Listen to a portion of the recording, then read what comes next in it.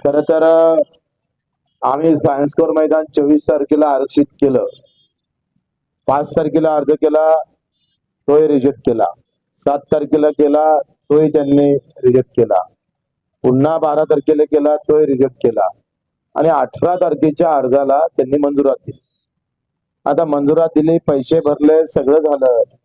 आता प्रशासन मात्र आमच्या कार्यकर्त्याला फोन करून दबाव आणतोय का इथे अमितजी शहा यांचे सभा आम्ही घेणार आहोत, हे मैदान तुम्हाला सोडावं लागेल.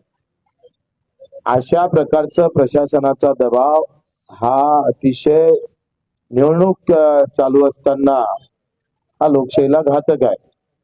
म्हणजे प्रशासनानं अशा प्रकारची फोन करून आम्हाला मैदान सोडण्याचं भाग पडत असेल तर ते चुकीचं आहे. त्याचा निषेध म्हणून हे सभा पत्रकार परिषद घेतली आहे का प्रशासनानं